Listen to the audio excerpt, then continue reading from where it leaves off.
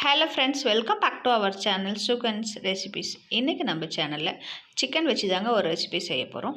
இதை நம்ம பார்க்குறதுக்கு முன்னாடி நம்ம சேனலில் இன்ன வரைக்கும் சப்ஸ்கிரைப் பண்ணாதவங்க சப்ஸ்கிரைப் பண்ணிக்கோங்க. அப்படியே அந்த பெல் ஐக்கானை கிளிக் பண்ணிக்கோங்க. வாங்க இப்போ சிக்கன் எப்படி செய்யலாம் அப்படிங்கிறத பார்க்கலாம்.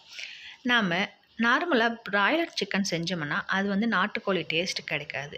அப்படி நாட்டுக்கோழி சிக்கனோட டேஸ்ட் இதில் கொண்டுட்டு வரத்துக்கு நம்ம எப்படி செய்யலாம் அப்படிங்கிறத வாங்க பார்க்கலாம்.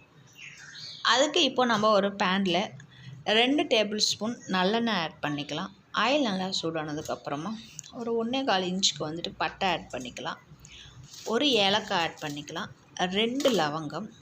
நான் கலருக்காக 4 காஷ்மீரி சில்லி ஆட் பண்ணியிருக்கேன். காரத்துக்காக 2 வரமிளகாய். இது உங்கள் காரத்துக்கு ஏற்ப நீங்கள் ஆட் பண்ணிக்கோங்க. அடுத்தது 2 டேபிள் ஸ்பூன் வரமல்லி, 3/4 டேபிள் ஸ்பூன் மிளகு. இப்போ இதெல்லாமே நல்லா ஃப்ரை பண்ணிக்கலாம்.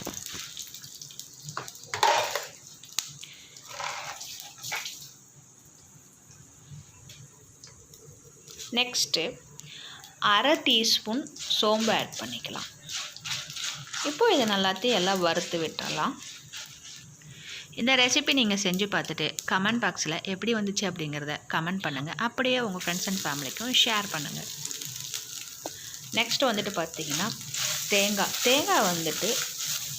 மேல் மூடி இருக்குது இல்லைங்களா, அந்த மூடியில் 3/4 மூடி தேங்காய், துருவின தேங்காய் ஆட் பண்ணிக்கலாம்.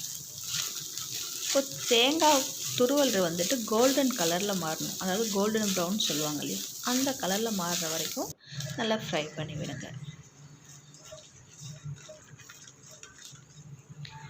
நெக்ஸ்ட்டு கருவேப்பிலை ஆட் பண்ணிக்கலாம்.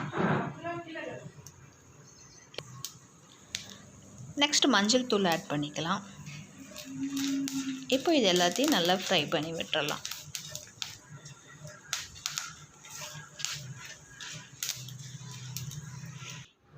இப்போ பாருங்கள், எல்லாமே நல்லா ஃப்ரை ஆகிடுச்சு. இப்போ இது சூடு ஆறுனதுக்கப்புறமா இதை நல்லா அரைச்சி எடுத்துகிட்டு வந்துடலாம். பேஸ்ட் மாதிரி அரைச்சி எடுத்துகிட்டு வந்துடலாம்.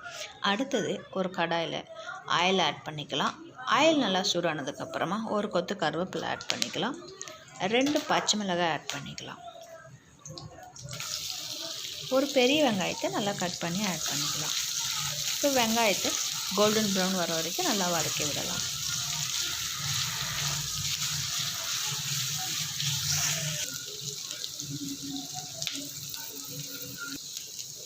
இப்போது வெங்காயம் நல்லா வதங்கிடுச்சு.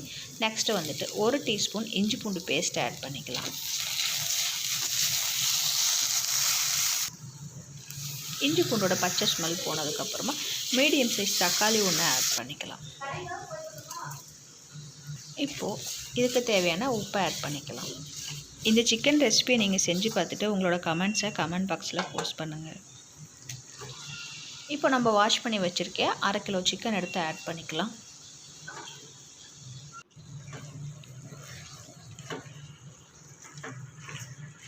இப்போ மசாலாவும் சிக்கனும் எல்லாம் ஒன்று சேர்கிற மாதிரி நல்லா மிக்ஸ் பண்ணி விடுங்க.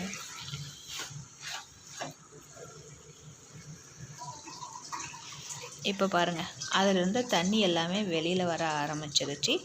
சிக்கன் நல்லா திரண்டுச்சு பாருங்கள், உங்களுக்கு பார்த்தாலே தெரியும், நல்லா திரண்டு வந்திருக்கு. இப்போ தண்ணி எல்லாமே மேக்ஸிமம் நல்லா சுண்ட விடுங்க. இப்போ ஓரளவுக்கு தண்ணி நல்லா சுண்டிருச்சு. இப்போ நம்ம ஏற்கனவே வறுத்து அரைச்சி வச்சுருக்கோம் இல்லையா, அந்த பேஸ்ட் எடுத்து ஆட் பண்ணிக்கலாம். இப்போ ஆட் பண்ணிவிட்டு நல்லா ஒரு மிக்ஸ் கொடுங்க. இப்போ உங்களுக்கு எவ்வளோ கிரேவி வேணுமோ அந்த அளவுக்கு நீங்கள் தண்ணியை ஆட் பண்ணிக்கோங்க.